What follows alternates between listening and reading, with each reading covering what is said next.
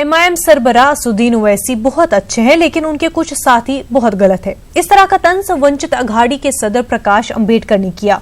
वो औरंगाबाद में एक तशहीरी जलसे से खिताब कर रहे थे। इस मौके पर वंचित सदर ने वज़ीर-ए-आज़म मोदी और राहुल गांधी पर भी जबरदस्त नुक्ताचीनी की। साथ ही मुसलमानों से अपील की कि वो सेक्युलर ताकतों को मजबूत करे। आप देखिए रिपोर्ट। हमें दीजिए इजाजत। आदाब। औरंगाबाद के तारीखी आम खास मैदान में वंचित बहुजन अघाड़ी का तशहीरी जलसा हुआ। इस जलसे में हजारों की तादाद में अम्बेडकरी समाज ने शिरकत की और सियासी बेदारी का सबूत दिया।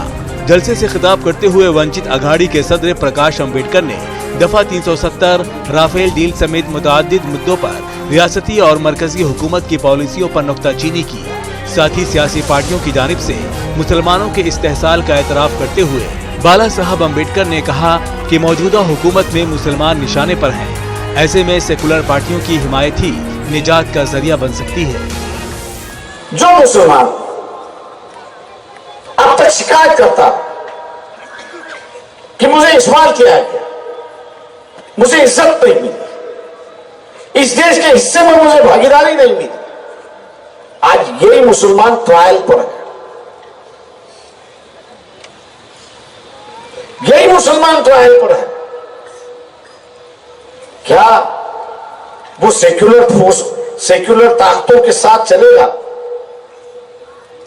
सेक्युलर ताकतों के साथ चलने के लिए वो तैयार है? ये नई दोस्ती कायम करने के लिए तैयार है? नई दोस्ती तक कायम करने के लिए तैयार है या अपने आदमी को स्वीकारने के लिए तैयार है? ये उसकी चुनौती है, ऐसा मैं मानता हूं। प्रकाश अंबेडकर ने MIM से इत्तेहाद टूटने की वजूहात तो बयान नहीं की, लेकिन इतना जरूर कहा कि असदुद्दीन ओवैसी गलत लोगों को बढ़ावा दे रहे हैं। ताहम इसके साथ ही वंचित सरबराह ने MIM के उम्मीदवार डॉक्टर गफ्फार कादरी की हिमायत का ऐलान भी कर डाला। अपनी 40 मिनट की तकरीर में वंचित सरबराह ने रियासत में पानी के मसले का हल बताया। रियासती और मरकजी हुकूमत को बेलगाम घोड़े से ताबीर किया। इनकी पॉलिसियों को कॉपी पेस्ट करार दिया। इसके अलावा राहुल गांधी की कायदाना सलाहियत पर नुक्ताचीनी की और राफेल डील के मामले को कैसे उछाला जाए इसका मशवरा भी दे डाला। असदुद्दीन ओवैसी एक अच्छे आदमी है, लेकिन उनके साथी बहुत गलत है। उनका एक ही साथी है जो मानता हूं कि उनके साथ में विचारों के साथ और उसूलों के साथ, जिसका नाम है डॉक्टर गफ्फार कादरी। इस मौके पर जमात-ए उलमा ने वंचित बहुजन अघाड़ी के लिए खुद को वक्फ करने का आज़्म जाहिर किया। वाज़ेह है कि वंचित बहुजन अघाड़ी ने रियासत की तमाम 288 सीटों पर उम्मीदवार खड़े किए हैं। न्यूज़ 18 उर्दू के लिए औरंगाबाद से अजरुद्दीन की रिपोर्ट। वादी कश्मीर में मजमूई तौर पर हालात पुरसुकून है। धीरे धीरे मामूलात जिंदगी पटरी पर लौट रही है। पोस्टपेड मोबाइल सर्विस के बहाल होने का आज दूसरा दिन है। हालांकि इंटरनेट अभी भी बंद है। वहीं SMS सर्विस को भी वादी में ब्लॉक कर दिया गया है। वादी में पोस्टपेड मोबाइल सर्विस बहाल होने से लोगों ने काफी राहत पाई है। इस बीच अब नेशनल इंस्टीट्यूट ऑफ टेक्नोलॉजी भी खुल गया है। जम्मू कश्मीर से दफा 370 की मनसूखी के बाद NIT भी बंद था। बैरून रियासत के कई तलबा भी दोबारा इंस्टीट्यूट वापस लौट रहे हैं। उन तलबा का कहना है कि कॉलेज के बंद होने से उनकी पढ़ाई काफी मुतासिर हुई है। तलबा ने कॉलेज के खुल जाने पर खुशी का इजहार किया।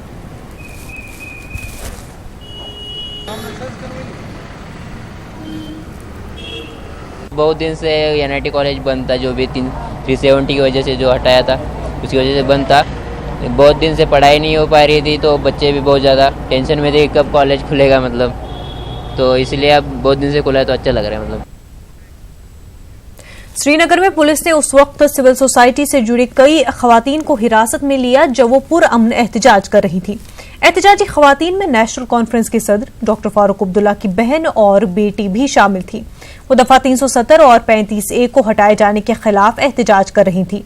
हिरासत में लेने से कबल मीडिया से बात करते हुए इन खवातीन ने कहा कि कश्मीरियों के शहरी हुकूक और बुनियादी हुकूक को बहाल किया जाना चाहिए। एहतजाजियों ने सियासी कैदियों के साथ साथ तमाम गिरफ्तार अफराद की जल्द रिहाई की मांग की। हाथों में प्ले कार्ड्स लिए ये खवातीन कश्मीर के शहरी और दीही इलाकों से फौज में कमी करने की मांग कर रही थी। Decided just to sit silently and having placards with us.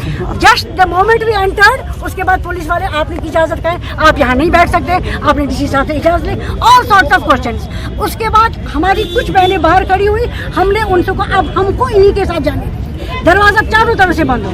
This is democracy. हम बस बैठना चाहते थे, पीसफुल प्रोटेस्ट करना चाहते थे कि हमारी आवाज भी सुनी जाए, हमारे बच्चे कहाँ है, हमारे जवान कहाँ है, बस यही बात है। आप पीसफुली भी नहीं बैठने देंगे। वादी कश्मीर में अमन के दुश्मन हुकूमत के इक़दाम से बौखलाहट का शिकार हुए हैं। कल शोपियां में मिलिटेंटों ने एक ट्रक ड्राइवर को गोली मारकर हलाक कर दिया। ट्रक ड्राइवर का ताल्लुक राजस्थान से है। ट्रक ड्राइवर का नाम शरीफ खान है। पुलिस इस मामले में तहकीकात कर रही है।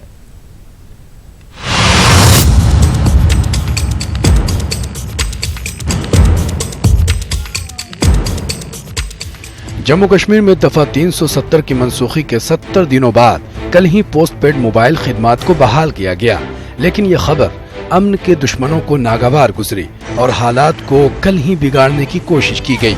कल ही मिलिटेंटों ने शोपियां में राजस्थान के एक ट्रक ड्राइवर को निशाना बनाया। मिलिटेंटों ने ट्रक ड्राइवर को गोली मारकर हलाक कर दिया, जिसके बाद मिलिटेंटों ने ट्रक को भी नजर आतिश कर दिया।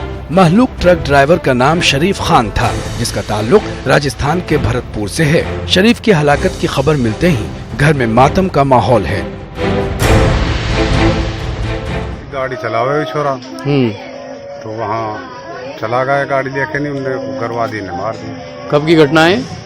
8 बजे की रात। कल क्या लेके आ रहा था इस गाड़ी में? सेब भर रहा था। सेब भर रहे थे। इसके साथ में और भी कोई था क्या? हाँ, कंडक्टर हाथ। वो कहाँ है?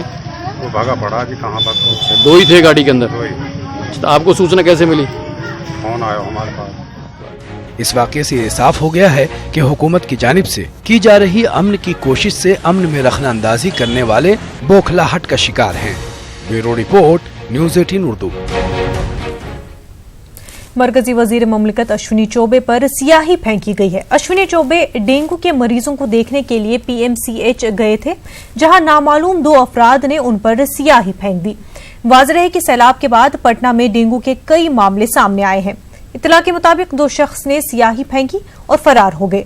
इस वाक़े पर अश्विनी चौबे ने सख्त नाराजगी का इजहार किया।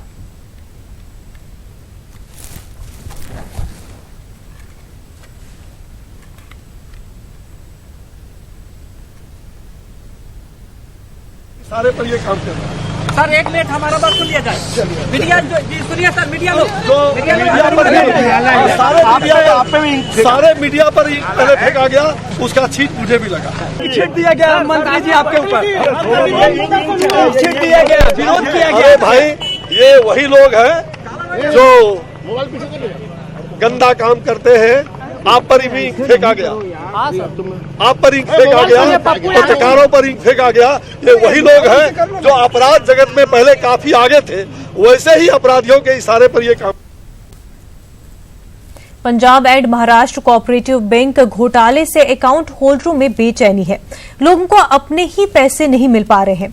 कल इस सिलसिले में किला कोर्ट के सामने खातेदारों ने एहतजाज किया। इस एहतजाज में संजय गुलाठी भी शामिल थे, जिनके तकरीबन 90 लाख रुपए पीएमसी में जमा है। संजय इस सदमे को बर्दाश्त नहीं कर पाए और कल ही दिल का दौरा पड़ने से उनकी मौत हो गई। संजय जेट एयरवेज में बतौर पायलट काम करते थे। वहां से नौकरी जाने के बाद यही जमा पूंजी उनका सहारा थी।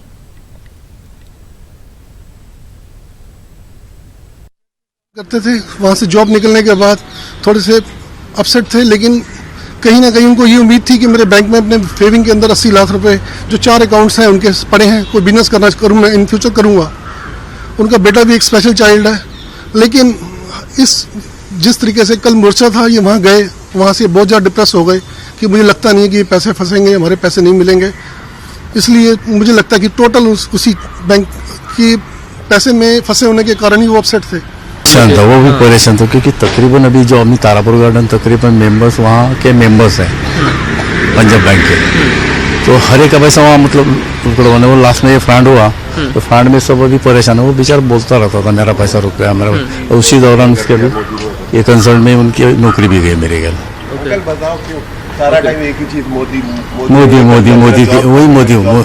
मोदी की बात में मोदी ने मेरा जॉब खाया, मोदी की वजह हमारा ये नुकसान हुआ, तो बहुत ही परेशान था। फादर भी उसके मेरे बेंगलोर में रहते थे, वहीं सर्विस करते थे।